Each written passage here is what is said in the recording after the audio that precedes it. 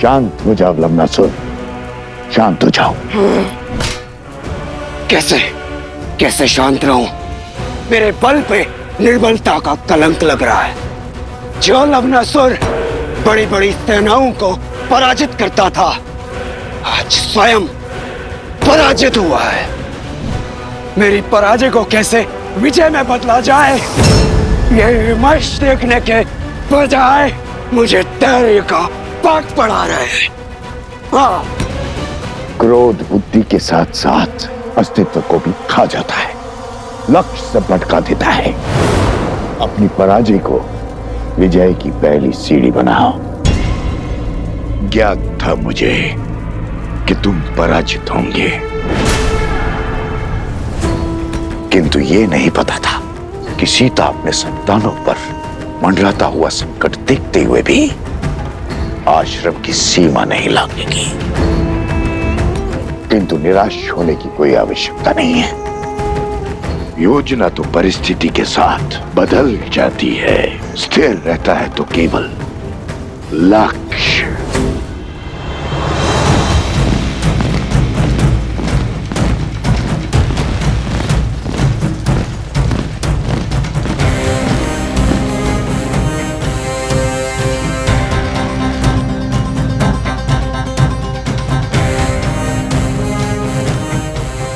उस ओर आश्रम है, उस दिशा से इतना धुआं क्यों आ रहा है?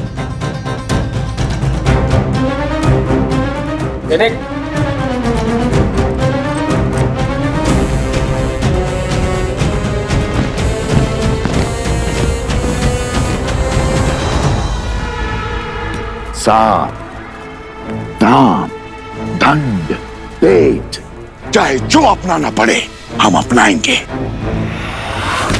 किंतु राम राज्य कभी स्थापित नहीं होने देंगे हम। यदि अयोध्या आदर्श राज्य बना तो ना तुम बचोगे, ना मैं, और ना ही राक्षस कुल। किसी भी भांति हमें राम और सीता का ये प्रण तोड़ना होगा, तार तार करना होगा उनका वचन, उनका उद्देश्य धूल में मिलाना होगा। सीता की अपने संतानों को अच्छे संस्कार देने की सौगंध हमें तोड़नी होगी। यदि राम और सीता नहीं बिखरे तो असुर साम्राज्य बिखर जाएगा। अब राम और सीता को हराने के लिए मुझे चाहे जो करना पड़े मैं करूंगा।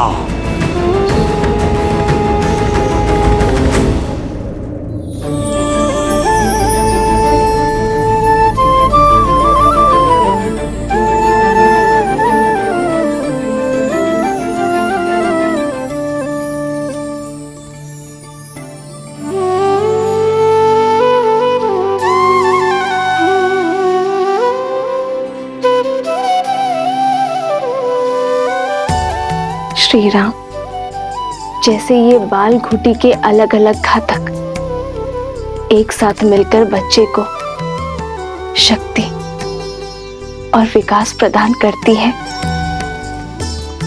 वैसे ही आपके बच्चे लव और कुश दोनों एक होकर राम राज्य का भविष्य, धर्म का आधार और न्याय की नींव बनेंगे।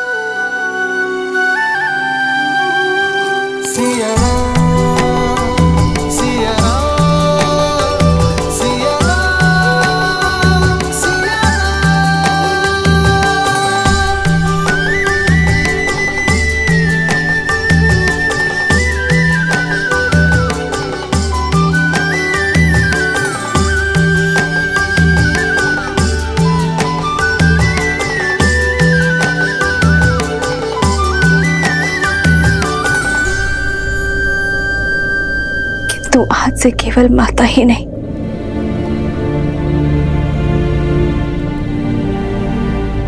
पिता का भी कर्तव्य निभाना होगा।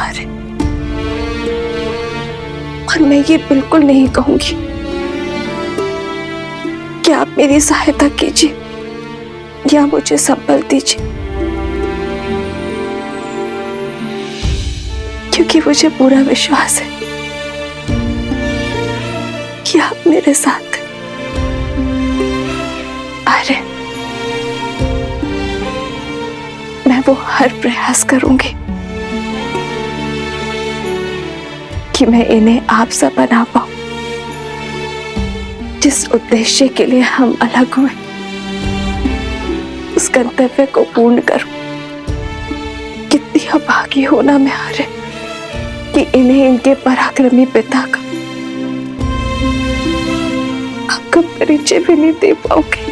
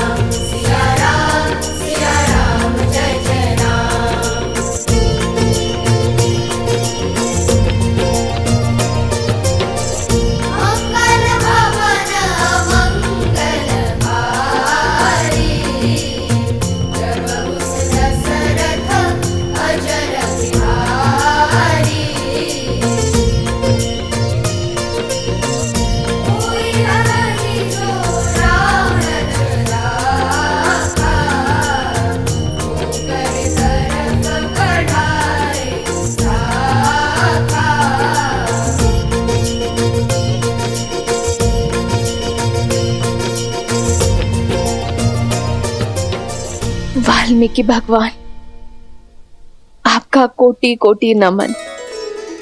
आपने मेरी दुविधा हर ली और साथ ही मुझे दिशा भी दिखाई।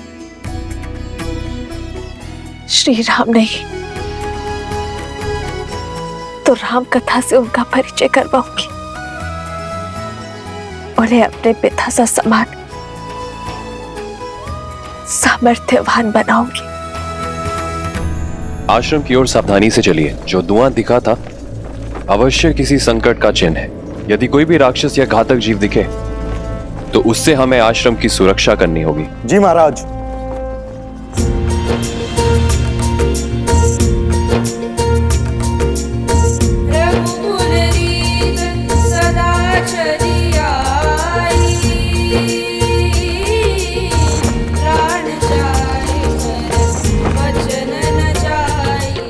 राम नाम का गुणगान।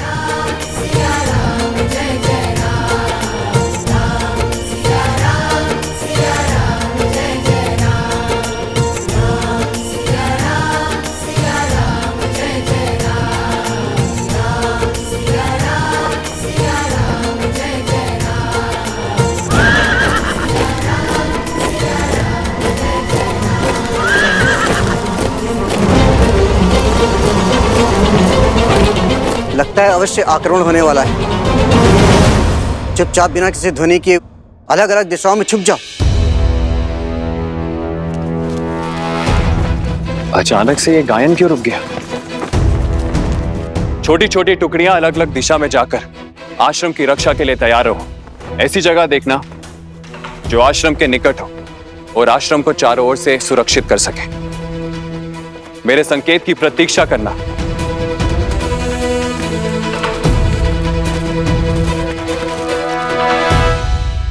ये केवल एक गीत नहीं था,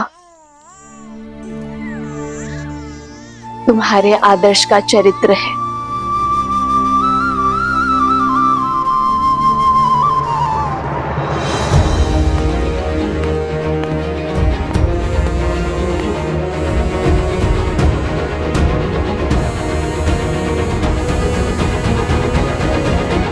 लगता है आक्रमण किया गया है।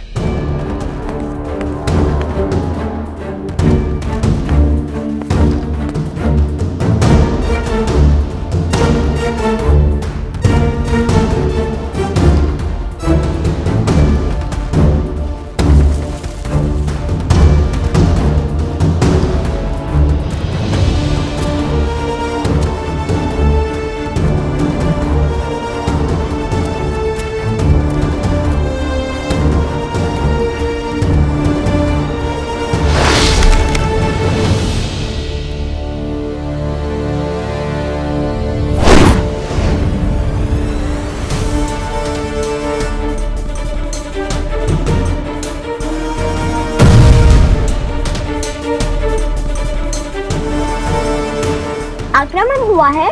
अवश्य कोई मायावी आया है जो आश्रम पर आक्रमण कर वन देवी को लेने आया है। आप सब घबराइए मत, मैं तो यहाँ आपके गाने के बोल सुनकर आया हूँ। भागो! असुर है, भागो, मायावी है।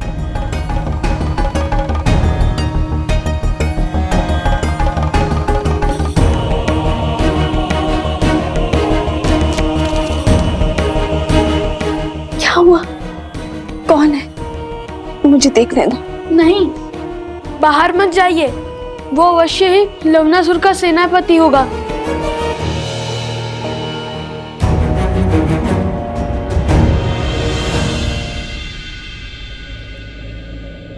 जिसके मुख पर श्री राम के नाम का गुणगान हो, उससे किसी से भयभीत होने की कोई आवश्यकता नहीं है।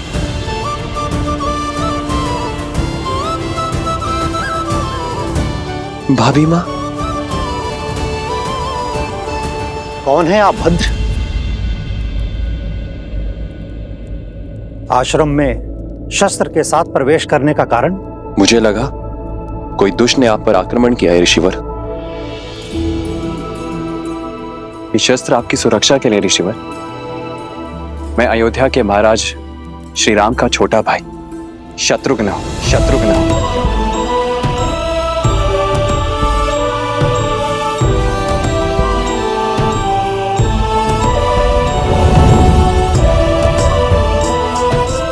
शत्रुघ्न भैया,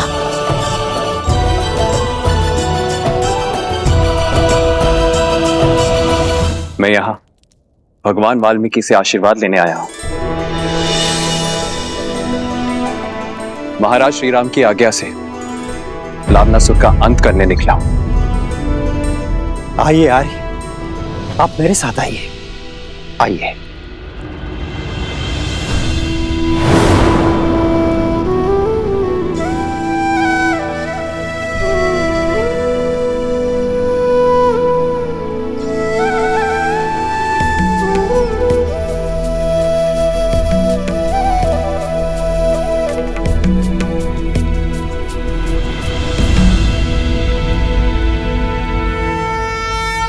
धन्यवाद जो आपने रघुकुल के लिए किया है,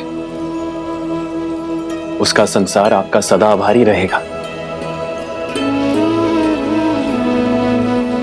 आशीर्वाद दीजिए मेरा लक्ष्य पूर्ण हो। शत्रुघ्न, तुम लवणासुर से लड़ोगे भी और उसका अंत भी करोगे। तुम्हारे पास राम का अस्त्र जो है, किंतु पुत्र, बीते हुए कल का भार और आने वाले कल की चिंता भुजाओं को झुका देती है। इसलिए तुम अपना धर्म निभाओ और निश्चिंत रहो, क्योंकि रघुकुल का भविष्य अति सुंदर है।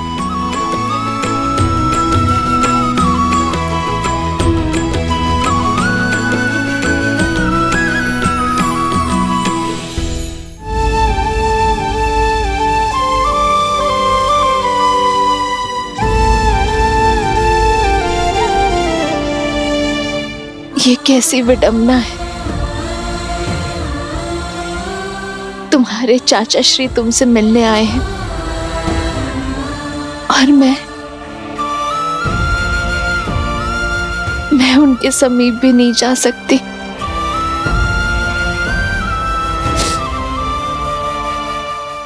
मेरा हृदय तो ये सोच सोच कर बैठा जा रहा है